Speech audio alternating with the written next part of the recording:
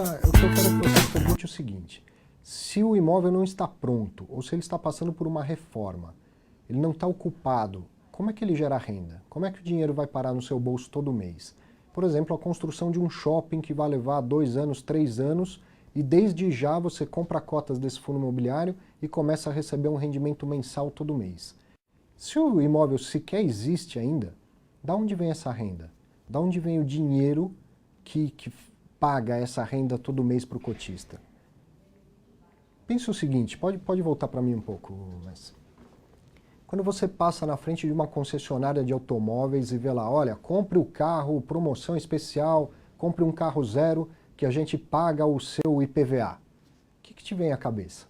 Ou quando você passa na frente de um empreendimento imobiliário e fala que para quem comprar só essa semana, para quem comprar um apartamento aqui nesse prédio, vai ficar 1 ano sem pagar o condomínio, ou a gente paga o seu IPTU e tal. O que te passa imediatamente pela cabeça? Poxa, que pessoal bacana, que boa promoção. Ou você pensa assim, bom, provavelmente isso já está incluso no preço. Eu vou comprar o carro, ele está um pouquinho mais caro do que ele deveria ser, porque já incluíram o preço do IPVA no carro. Ou já incluíram 1 ano de condomínio no preço desse imóvel que eu pretendo comprar. Não é isso que te passa a cabeça? Eu tenho quase certeza que sim. Bom, na oferta de renda mínima garantida nos fundos imobiliários não é diferente. Esse dinheiro não cai do céu. Esse dinheiro sai do seu bolso. Ele vai sair do seu bolso à vista e vai voltar para o seu bolso a prazo, durante o período em que a renda mínima foi acordada lá no momento do lançamento. Então, pode voltar lá para a tela, por favor. O dinheiro sai do seu bolso. O fundo capta um pouquinho a mais de recursos do que o necessário e depois ele vai devolvendo isso em parcelas. Quer ver um exemplo didático? Não que seja exatamente assim, mas um exemplo para deixar bem fácil de entender. Um fundo precisa, para construir um imóvel ou para reformar um imóvel, que seja, ele precisa levantar 264 milhões de reais. Então ele faz a seguinte conta: se ele emitir 3 milhões de cotas, dividindo aqui 264 milhões por 3 milhões, ele poderia emitir essas cotas no IPO, na oferta pública, por R$ 88 reais. Mas aí então vamos fazer o seguinte: ao invés de emitir por R$ 88 reais, vamos emitir essas cotas a R$ 100 reais, ou seja, R$ 12 reais a mais por cota do que o necessário. E aí então, eu precisava de 88, captei 12 a mais do que eu precisava e eu prometo uma renda mínima garantida de R$ 1 por mês durante 1 ano. Percebeu quando eu falo que o dinheiro sai do seu bolso? A renda mínima garantida saiu à vista do seu bolso e vai voltar a prazo para o seu bolso. Se você pagou R$ 12 reais a mais no momento do lançamento do fundo, ou quando comprou as cotas no mercado secundário, esse valor ainda está lá, ele está dentro daquela cotação. Então você paga à vista com um acréscimo para depois ficar recebendo todo mês um pouco. É assim que funciona a renda mínima garantida. Isso não é novidade para ninguém, nem deveria ser. Se você prestar atenção aqui, tem um link para uma matéria chamada Os Perigos da Renda Garantida nos Fundos Imobiliários. Isso é uma reportagem que o Diego Lázaro Borges aqui do Infomoney fez em 2013 e que ficou tão bem feita que ele ganhou um prêmio de jornalismo naquela época, ao final de 2013. Então isso tudo, com esse mesmo exemplo, já estava dito lá desde 2013. Não deveria ser novidade para ninguém. Por isso que eu sempre insisto na importância de entender o que está fazendo, na importância de estudar um mercado antes de fazer um investimento. E os pontos negativos?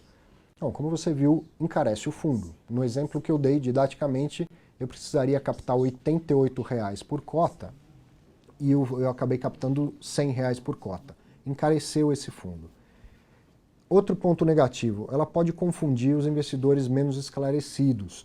Não foram poucas vezes em que a gente viu, até pela imprensa ou no próprio mercado, os investidores, a partir do momento que eu encerrava o período mínimo, então 1 ano nesse exemplo que eu estou dando, a partir do 13º mês não tem mais renda mínima garantida.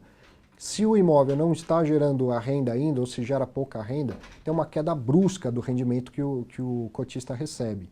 E aí as pessoas ficam assustadas, o que aconteceu? Tem alguma coisa de errado com o meu fundo imobiliário? Por quê? Porque não tinha se informado, porque não tinha entendido ainda o que era a renda mínima e não estava acompanhando. Porque no relatório gerencial, no relatório mensal do fundo imobiliário, todo administrador que administra um fundo que tenha uma renda mínima, ele coloca lá o prazo, até quando vai ser pago, a renda mínima é de X, de R$ 1 por mês, conforme esse objetivo, esse meu exemplo. Se não tivesse essa renda de R$ 1 por mês, o rendimento real seria de 37 centavos, por exemplo. Tem todas as informações para você ir acompanhando e entendendo se aquela expectativa de que um dia o fundo iria entregar rendimentos compatíveis com a renda mínima garantida, se aquilo vai acontecer de fato ou não. Então é preciso, pelo menos, acompanhar um relatório mensal. Então, confunde os investidores menos esclarecidos e, felizmente, esse não é mais o seu caso, porque agora você já entendeu como funciona a renda mínima garantida. E um outro ponto negativo é o mau uso por outra parte da indústria, que é a parte da distribuição. O pessoal que trabalha em corretora, eu, por exemplo, trabalho em corretora também. Então, muitas vezes, na hora de vender, quero dizer, na hora de te ofertar, numa oferta pública, ligar para os clientes, falar, olha, tem um novo fundo imobiliário, a renda mínima garantida ela é colocada em primeiro lugar. Olha, tem um fundo imobiliário que vai garantir renda de R$ 1 por mês durante 12 meses. E aí isso, eu brinco, funciona feito um pop-up, assim, pum, pula na sua cara, você fica pensando R$ 1 por mês durante 12 meses, a renda mínima garantida e tal, e esquece de olhar para o que importa num fundo imobiliário, que é o patrimônio. Lembra que eu sempre brinco aqui, não é o rabo que balança o cachorro, é o cachorro que balança o rabo. Se você quer investir em fundo imobiliário e se interessa por renda, sabe o que você precisa fazer? Comprar fundos que têm um bom patrimônio, porque é o patrimônio do fundo que vai gerar renda. Então, se tem renda mínima garantida ou não, é uma informação que, na minha opinião, você deveria deletar.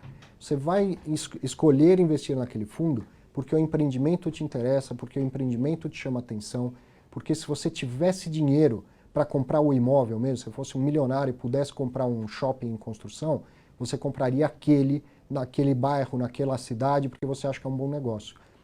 É essa análise que tem que ser feita. Quais as oportunidades que o patrimônio vão te gerar, quais os riscos que o patrimônio vão te gerar. A renda mínima garantida, na minha opinião, não deveria entrar na sua avaliação. Esquece que ela existe. Por quê? Porque é o seu dinheiro que você paga à vista e que vai receber um pouquinho por mês de volta durante o período combinado. Então, o que tem para analisar nisso? Não tem nada.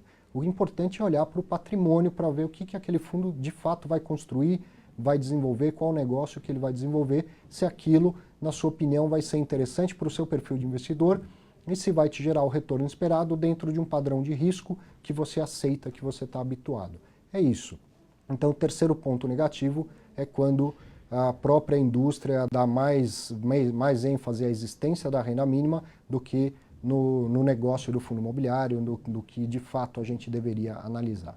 Tá legal? Então são essas as minhas considerações sobre a renda mínima. Eu vou deixar na tela para você reforçar isso. Ó, tá vendo lá no final, grande em azul? Ó, apenas a renda mínima garantida, ou a RMG, não deve ser o motivo da decisão de investimento. Não vou investir no fundo porque tem renda mínima garantida? Não é isso que eu estou dizendo. Invista no fundo porque os empreendimentos, porque o patrimônio que ele tem ou pretende ter te interessa, se adequa ao seu perfil. A renda mínima não deve ser um motivo para você decidir nisso. Tá legal?